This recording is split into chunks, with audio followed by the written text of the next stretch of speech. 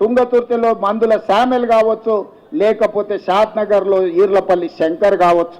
ఇట్లా చాలామంది ఇప్పుడున్న ఎమ్మెల్యేలు ఈ ఎన్నికల్లో కేవలం డబ్బులతోనే ఎన్నికల్లో గెలిచినామని ఎవరన్నా చెప్పినా, ఎవరన్నా అనుకున్నా తప్పే.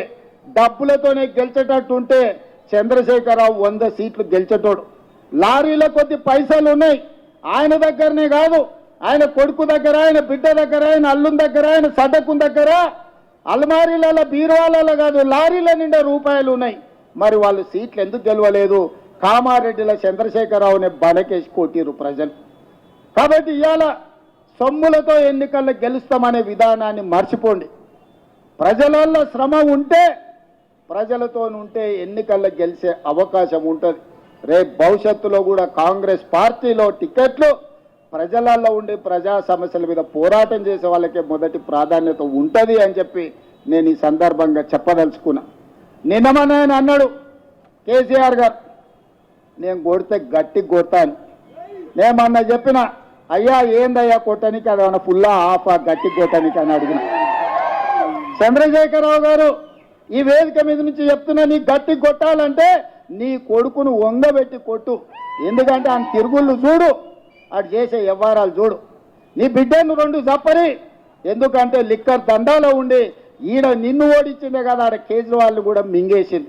నీ అల్లుడు భూదండాలు చప్పరి, నీ అల్లుని పట్టుకొని 4 గట్టిగా కొట్టు. వాళ్ళను కొడుకుని కొట్టు, అల్లుని కొట్టు, బిడ్డను కొట్టు, సడ్డకుని కొడుకుని కొట్టు. గట్టి కాదు కట్టె తీసుకొని కొట్టు.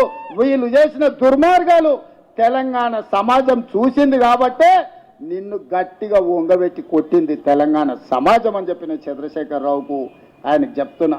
ఇక ఆయన ఊరిస్తున్నాడు, ఇక నేను వస్తున్నా బయటకి అని. అయ్యా నువ్వు బయటకు వచ్చినప్పుడు, నువ్వు కుర్చీలో ఉన్నప్పుడే మా యూత్ కాంగ్రెస్ కార్యకర్తలు నిన్ను బండకేసి కొట్టిరు. మళ్ళీ వచ్చేదేముంది?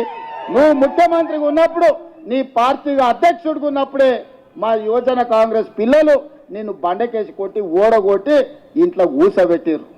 ఇవాళ కేటీఆర్ గారు ఊర్ల మీద తిరుగుతున్నాడు, కొత్త బిచ్చగాని పొద్దుగుతారు అని. 10 ఏళ్ళ అధికారంలో ఉన్నాడు.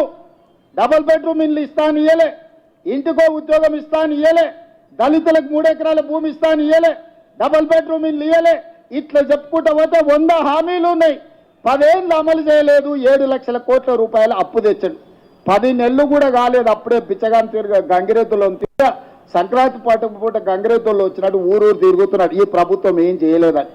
ఈ ప్రభుత్వం 5 ఏళ్ల కోసం ఎన్నికైంది. మొదటి సంవత్సరంలోనే 55,000 ప్రభుత్వ ఉద్యోగాలు ఈ ప్రభుత్వం ఇచ్చింది. మొదటి సంవత్సరంలోనే 25,50,000 మంది రైతులకు 21,000 కోట్ల రూపాయల రైతు రుణమాఫీ చేసింది. నువ్వు ఎగ్గొట్టిపోయిన రైతు బంధు 7,625 కోట్ల రూపాయలు నేను వచ్చినాక రైతు బంధు మొదటి విడత వేసిన. ఇవాళ 10,000 కోట్ల రూపాయలు రైతు భరోసా 2వ విడత లేసిన.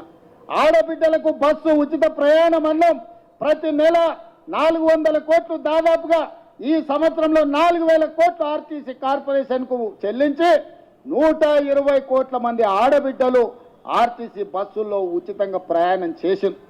ఇస్తా అన్న 500 రూపాయల సిలిండర్ ఇచ్చినాం, 500 రూపాయల బోనస్ ఇచ్చినాం. రాజీవ్ ఆరోగ్యశ్రీ 10 లక్షల రూపాయలు ఇచ్చినాం.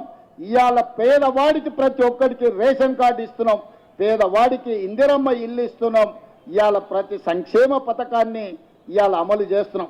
ఇదే కాదు, 1931 తెల్ల దొరలు పాలించినప్పుడు కులగణన జరిగింది.